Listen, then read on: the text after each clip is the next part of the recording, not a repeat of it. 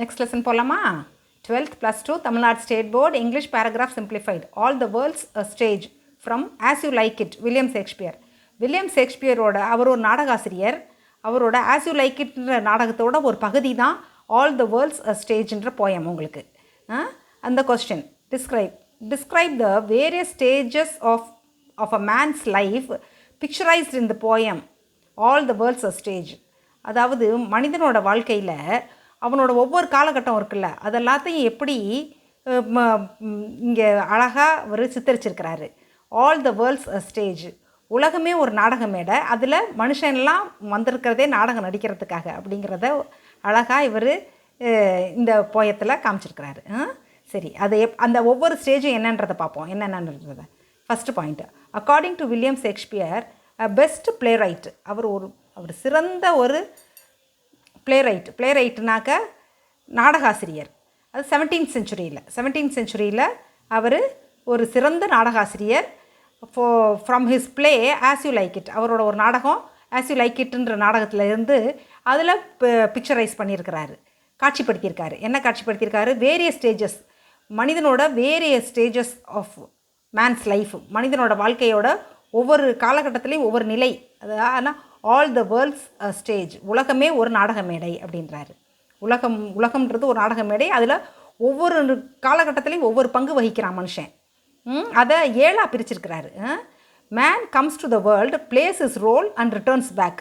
பார்த்துக்கங்க, மனிதன் இந்த பூமிக்கு வர்றான், அவனோட ரோல், அவன் எதுக்கு பிறந்தானோ அந்த கடமையை அவன் செஞ்சு முடிச்சுட்டு திருப்பி போயிடுறான். அப்படி தானே எல்லாருமே வாழ்ந்துட்டு போகிறோம்.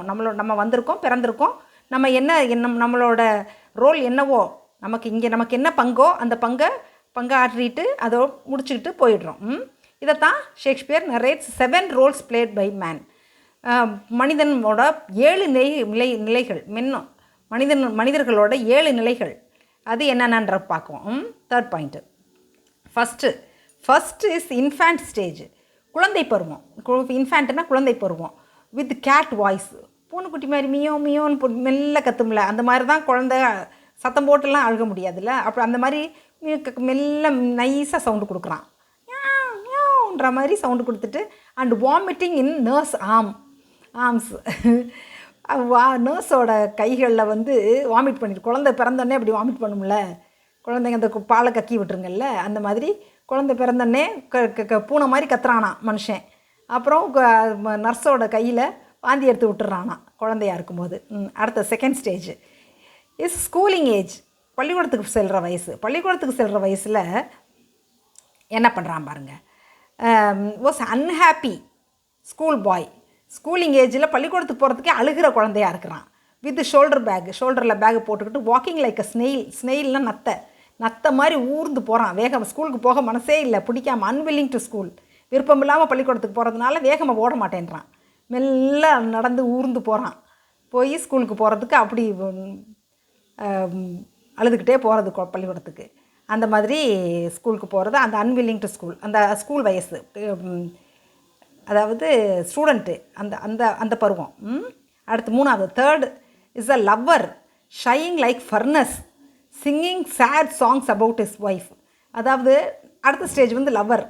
என்னதுன்னா பெருமூச்சு விட்டுட்டுருக்கானா, லைக் ஃபர்னஸ்னால் இந்த ஒலை கொதிக்கும்போது எப்படி உஷ்ண காற்று வரும், உஷ்ணமாக அந்த ஆவி வரும்ல, அந்த மாதிரி அவன் பெருமூச்சு விட்றானா.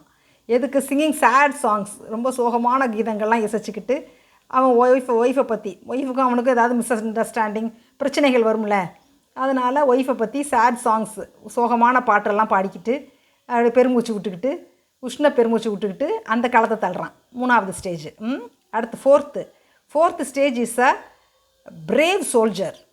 பாருங்கள், வீரம் நிறைந்த ஒரு போர் வீரனாக இருக்கிறான்.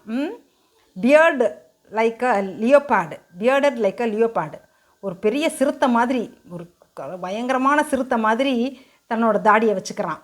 Great care in his honour and reputation as a good man.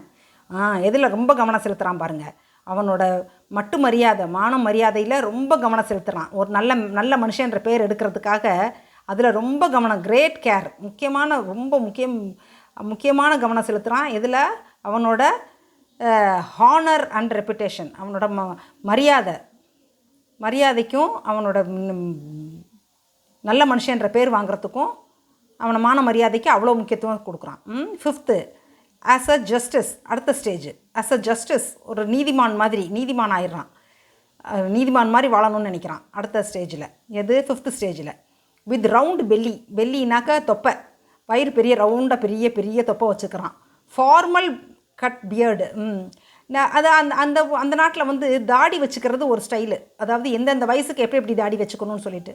அது பாருங்கள், முதல்ல 4th ஸ்டேஜில் வந்து சோல்ஜராக ஒரு பெரிய வீரனாக ஒரு பியர்டு வச்சுக்கிறது, பெரிய சிறுத்தை மாதிரி ஒரு தாடி வச்சுக்கிறானுங்க. அடுத்த ஸ்டேஜ் அதாவது அதுக்கு அடுத்த 5th ஸ்டேஜில் வந்து ஒரு நார்மலான கட்டு பியர்டு, நார்மலான தாடி வச்சுக்கலாம். பியர்டுனா தாடி.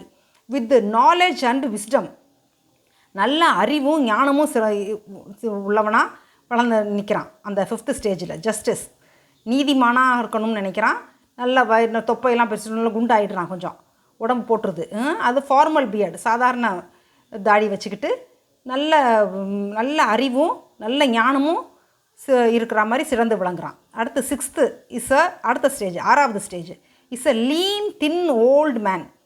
ஒல்லியாக, அப்புறம் உடம்பு குறைஞ்சிருது, வயசானே உடம்பு குறையும்ல, அதுதான் 6th is a lean thin old man. லீன்னா ஒல்லி, தின்னுனாலும் மெலிந்த உடல் தேகம், old man. With specs on his nose, மூக்கு கண்ணாடி போட்டிருக்கான்.